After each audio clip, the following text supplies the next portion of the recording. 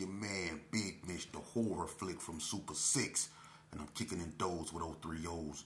And I'm bringing 28 101s because we Vegas sons. It's the metal lands. It's the metals, man. Up a dub. And I don't mess with scrubs. Y'all already know. Welcome to that Vegas Chronicles, man, with your man, horror flick from Super 6, Bigg Mitch. Today, like any other day, man, I bring actual factuals, talking about true history of Las Vegas, man. And, before I, get started, let me start by saying this here, man. This platform ain't gonna be used to start no bull crap, man. So, to that cat, Tony Spokes, or whatever your name is, I'm gonna give you a little bit of, I guess you could say, exposure. Because your platform really needs it. Okay, look, dude. I don't know what you getting at by saying that everybody that I've been talking about is snitches and stuff like that. That ain't got nothing to do with me. My theory is this. Don't put yourself in a position to be told on, and that nullifies all that, okay?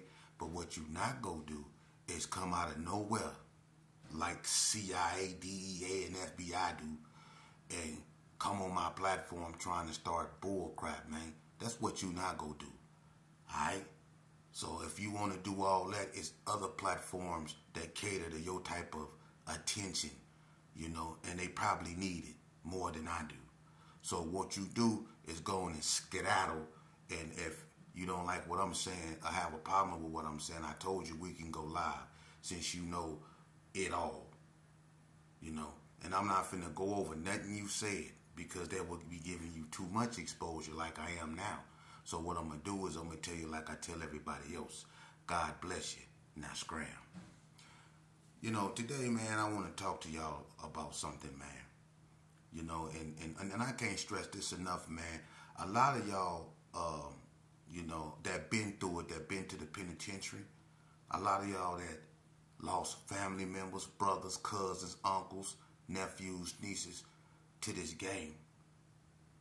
I know a lot of y'all sick and tired of what y'all hearing and seeing out here in these streets. I know you is, and it's a shame because it's a section of the same people that's been through it, that then lost loved ones, brothers, sisters, nieces, nephews, that's still in this bullshit and cater to this bullshit and give validity to this bullshit.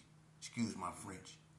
And you wonder why these youth out here so messed up. Now, I'm not finna get into no long sermon because you can go to church to get that. But what I am saying is, man, either you go be one way or you go be the other way. Quit acting like you for the solution, but then at the same time, you get with them youngsters and then you be on something else. You get with me and you talk about how we need to do this and how we need to do that, but then when you get with them other people, you over there talking about how I need to shut up and how I need to, mind mine and how I need to, come on, man. Either you go be with God or you go be with the devil, bruh. Period. And, whether, people agree with what I'm doing or not, that's not, to me, that's irrelevant. Because when I did 20 years in prison, didn't nobody do it for me. I had to do it. When I did those 5 years in the hole, when I did 3 years in the hole, 18 months in the hole, when I laid in the hospital stabbed up on multiple occasions, when they try to put me on medication and basically lobotomize me in a pill sense, when I went through all that, wasn't nobody trying to send me solace. Wasn't nobody trying to help me. I was there by myself, and the only person that was there and that always been there was God. I just never acknowledged him, but he always acknowledged me. You know why? Because I woke up every morning, regardless of what condition or state of mind I was in. He allowed me to wake up with the potential to come out of whatever I was in, to come from up under whatever I was under. He gave me that potential. And I did. Because a lot of people that went to sleep in prison didn't wake up. Hell, a lot of people that's going to sleep out here to this very day is not waking up. They're not waking up. So the fact that I woke up and I had potential to seek God and ask him for help, to submit, to surrender, I did. Because I did it to the devil. I submitted and I surrendered to evil. And that's why I was in prison. Because I gave my all to evil. I gave my all to evil. I used to pose in the mirror with assault rifles, with Jerry curls. Yeah, listening to Life Is Too Short. I used to be posing with carabines, 223s, me and Brad. And then at night, when we get full of that Wild Eyes Rose, we jump in the hoopty and then we go use those assault rifles. I was locked in that world and I was a baby doing that. And anybody that know me, either you was in the streets with me, watching me put in work, listening to me putting in work, or you was in juvenile and I still was putting in work. I still was gang banging. When they sent me to Shelby Trade Center, I still was gang banging. I was lost in that world. But when it was all said and done, God got a hold of me. And he ain't never let me go. So that's why I'm able to sit right here in front of you and speak to you with clarity, not like a bobblehead, and tell you the truth about these streets. Now, you got a new generation out here, and I'm not going to disrespect no one because when I was doing what I was doing, I truly believed in it. So I know the feeling. But I'm just praying that these youngsters, just one, all it takes is one. Because they might not look up to, us no more. And I don't blame them because we clearly dropped the ball. A lot of us did. We taught our little homeboys wrong. If we really loved our little homeboys, we wouldn't allow them to gang bang. We would have made them go to school. Every time we caught them with a green rag on, we should have put mitts on them. Because we would have been saving their lives by allowing them to tag along and imitate us and then eventually become us. They suffered the same consequences as we did. We led them right to the cage and the casket. We led them there. We let them follow us. And then you got a lot of OGs out there. Shit, I can't tell no youngster what to do. They gonna do what they want to do. That's a cop-out. Because when I was young, I still remember the days when Master G used to sit up against the wall over there by the boys club, and he had him a 12-pack of beer sitting there, and I'll walk up to him, and Master G barely talked. I walk up to him, he give me a beer, but he made sure he say this: "Your friend's leaving you," meaning get your little ass away from me. He used to always tell me that it didn't matter I was little sheepdog. The fact that I came by him and the fact that he gave me a beer was respect because Master G didn't do that. But he always told me, "Your friend's leaving you." That means get away from me. Now, if we had that same type of mentality, a lot of these youngsters will still be alive, man. We were supposed to teach them to be better than us, but we recruited them. And then we go quit acting like, a lot of y'all so hard now and so well in depth in this fictitious ass gangster stuff. Man, the Gersons, Vegas Heights, 40 Block. Let me explain something to you. Crib City, back in the day, man, all of us got along. All of us got along. I'm keeping it real. Back in the day, all of us got along. Wasn't nobody tripping like that. Me and J. Lou used to B-box against each other, man, when he was J. Lord, man. And he still was cripping, Kept a blue rag in his back pocket, but he was beatboxing. He was one of the coldest beatboxers over there. We was on that, man. Baby Cal from 60s used to be in the Gerson. Him and L used to kick it. Come on, man.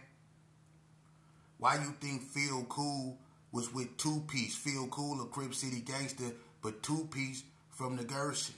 But they crime partners. They went to prison together with Pokey P. Why you think all them that was in the car together? Why would you have a Crip City gangster and the Gerson and all that in the car together way back then? Because they was all cool. When my grandma moved on Blankenship, I grew up with Gary and Boy and Van and all them. Tyrone, his sister Teresa. I grew up with the 50s, man. Toothpick, all them dudes, man. When I used to go see my grandma, I had to walk through Belzar, cross that park and walk all the way down and walk through Van Nert. I used to walk through Vegas Heights every day, man. We got along with those dudes. It wasn't no animosity.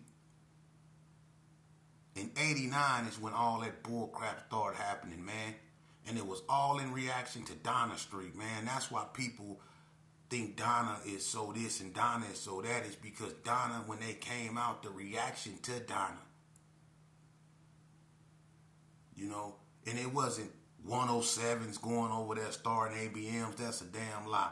The ABMs came into existence because they didn't want to be Donna Streets. You see, everybody came into it. A lot of gangs came into existence as a reaction to Donna. In 89, look at how many gangs came out. ABM, DSVs, Fodu's Village Gangsta Crips, the Sydney Sioux Gangsta Crips made a comeback. The Brownie Boys came out in 89. 40 Block came out in 89. You could say White Street started really banging in 89. They always been around, but there was a money street. You see? Look at all these gangs that came out in 89. 89 produced the most gang probably in than any other era in Vegas. In 89 is when it all started. That's when it all started. Some people could say 88. But Boo Boo got killed in 89. So I think 89 is when it really got out of hand. Because that's when everything was getting shot up. And a lot of people wasn't participating. For real. But back in the days, we got along with them. But I do remember a time when if you wasn't from the Gerson, you couldn't come in the Gerson. It was a time when if you wasn't from over there, you couldn't come over there. And people would tell you, don't go over there. You know? So, what I'm saying is, these streets, man, I've been out here in them. I know what they do. It don't matter if you in a hybrid gang, a clique gang, or whatever you want to call yourself. It's no difference. You end up in the same place, in the casket or in prison, bruh. It don't make you know nothing. It don't make you no super this and no super that because you call yourself something different. It's all ignorance. The strongest and hardest of you is the ones that's able to stand alone, that don't need no gang. They can take care of their own business. That know how to spell, that know how to write, that know how to talk proper, speak proper, that have morals, manners, and ethics about themselves. Them the real gangsters. The ones that put their children ahead of their homeboys. The ones that tell their children they love them more than they tell their homeboys they love them. Because some of y'all tell y'all own homeboys y'all love each other more than you tell your female. Which I find real strange. I ain't never heard so many dudes tell me, I love you, homie. I love you, homie. I love you, homie. You don't even tell your children that. And you wonder why they hate you. And you wonder why they don't like you. And you wonder why they quick to scream, I ain't got no big homies, because they didn't have no father figures at home. That's where that really come from. I ain't got no big homies. See? A lot of that comes from not having no father figure at home. And a lot of that comes from my generation because we pay so much attention on wiping each other out that we forgot about the seeds that we was making and left it on the females. And then we get mad at the females because she all stressed out now because it's hard for a woman to raise a man. So we go do all this time, 15, 16 years in prison, and we get out. And we wonder why she's stressed out with bags under her eyes because your son then took the route you took. And now he in and out of juvenile. And sometimes he in jail looking at a sentence that you had. And you getting out of prison and your son going to prison. Imagine that. How many times that happened? So many fathers did 30, 20, 25 years only to find themselves getting out to them sons coming in with the same amount of time they had. Think about that. Or the fathers that's in prison with all day, they ain't never getting out. And got 3 sons out there that they got murdered to the same game, in the same game that he played. See?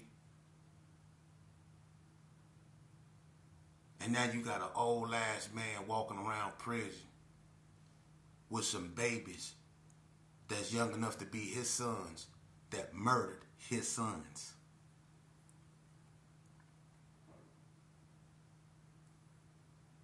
We don't think about that. Or what about when our sons get put in situations? You might be reputable, right? And actually got lucky and left the game alone. But your son decided to play. And once your son decided to play the game, sometimes it's hard.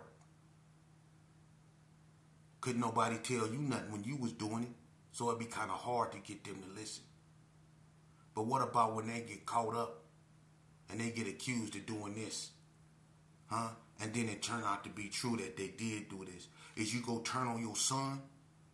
Or is you gonna keep it real to the game?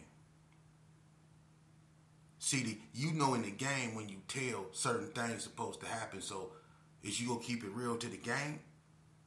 Or is you gonna keep it real with your son? That's your flesh and blood. He messed up. Is you gonna turn on him for the game? See how some of y'all get put in them situations? Either you buy by the code, which is silence is golden, or you stick with your son. You made him. You brought him in this world. What you do? How many of y'all done found yourself in that situation?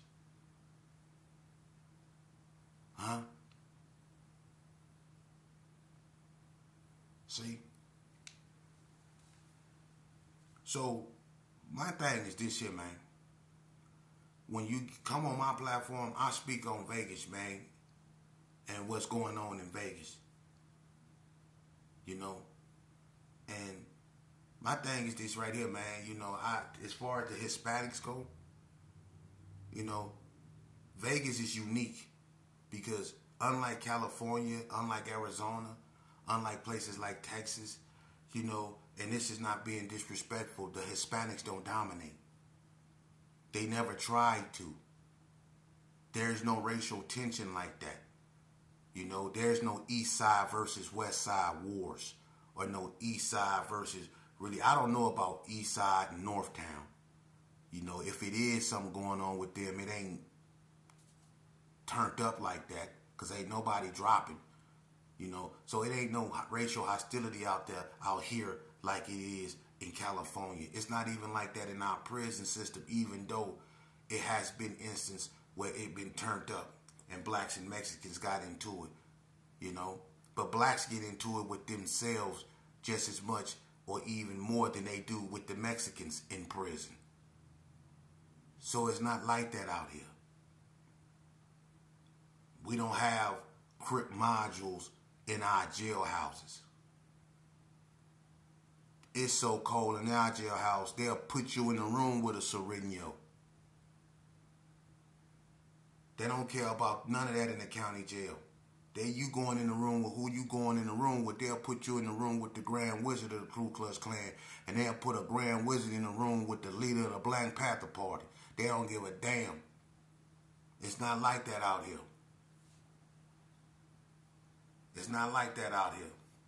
So a lot of people that come out here from states that where, you know, it's like that, they look at that as being weak. No, it ain't weak. It's that we didn't allow it to be turned out like that. Vegas kept control of it. We didn't allow them type of politics to seep out here over here. We kept it Vegas. You know, we don't dislike Mexicans and Hispanics and stuff like that out here, man, like that. And Hispanics don't dislike blacks like that. It's just not like that out here. It never has been, man. And that don't make Vegas weak. That make Vegas Vegas. You know, and a lot of people need to start thinking about that, man. Why you want your state to be rugged and toe up and known for slaughtering their own selves? That's stupidity. We did that. My era did that. And we shown y'all that what did we get out of that? Nothing but federal indictments and a bunch of funeral proceedings. That's the only thing we got. And there's an old saying, a wise man learned from another's mistake, a fool learned from his own. So if you seen what happened to us, why would you want to take the same route? A wise man learned from other mistakes. A fool learned from his own. I'm a fool. I had to learn from my own. Be a wise man. Learn from my mistakes. For real. Focus on your kids. That's gangster. Go get you a job and take care of it. You made it. You rather be with your homies? Huh? Every day, all day, drinking liquor, lying. Got gray hair, been with this same cat since the sandbox, man. Pay your child some attention, man. Encourage your child to be better than be all he can be. Instead of running around here stroking these dudes' egos and stuff like that. That's all y'all be doing. Half y'all that take pictures together don't even like each other. Let's keep it real, man. You know? And as far as this snitching and all that go, man, let me explain. That I don't give a damn about none of that. Because my thing is like this. That's checkers, man. Because anybody that play chess know, if you don't put yourself in a position to be told on, that nullifies all that.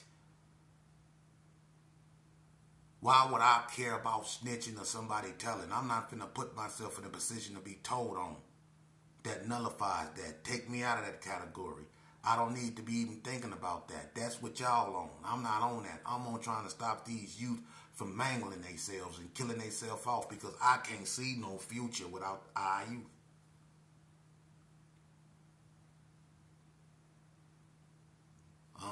Y'all out here still want to be relevant. Trying to save your 2-3 dreads in your hair. Got the barber trying to line up that gray ass nose, your nose hairs and all that up there. Man, sit your old behind down. Still want to hang out. Want to be relevant. If you go hang out and you want to be seen all the time, won't you get in these youngsters' ears, man, and tell them, man, to slow that thing down, man, to slow their roll, bro. You been where they headed. Shout out to the ones that got out there, man, that found God, found solace, found themselves, found peace, found common sense, found understanding, and still standing on it. Shout out to everybody out there that don't want to be a gangbanger. Shout out to everybody out there that still respect themselves, that still respect going to school, that actually want an education. Shout out to everybody that still listen to their parents and have the utmost respect for them. Shout out to everybody that still respect authority. Shout out to everybody that respect themselves enough to stay away from gangs and stay away from crowd thinkers that got the kahunas enough to think for themselves. Shout out to everybody that know how to stand alone and stand strong when they stand alone. Y'all the ones that need to be recognized, not Willie Foo-Foo. It's easy to pick up a gun and go do something stupid. Little kids do that every day. We have tragic accidents with little kids picking up something they ain't supposed to have and accidentally doing something with it and causing tragedies. And that's what these so-called young gangsters out here is doing. They babies picking up something they ain't got no business having, going out here committing tragedies. And shame on us for allowing it to happen, because them are our babies. And we supposed to raise them. Not Metro, not the criminal justice system. That's our problem. If we want people to respect us as a people, then we have to learn how to respect ourselves, and we have to instill respect in our children, to have self-respect enough to take their behinds to school, focus, and give themselves and their mind a chance to develop. See, I don't care who you are, you forever a student in life. Because a wise man once said, the day you become a learned man is the day you are a dead man. Every day you are a student in life. Every day you go learn. Every day you go evolve. Because the day you have evolved, the day you have been learned, is the day you are a dead man. Remember that. We have to start installing this in our children, man. You know. Because right now, our children is like a scribble-scrabble board. They all over the place. They don't know if they want to be this or that, if they want to be that. They don't know if they he, she's, theys, thems, theirs. They don't know what they are.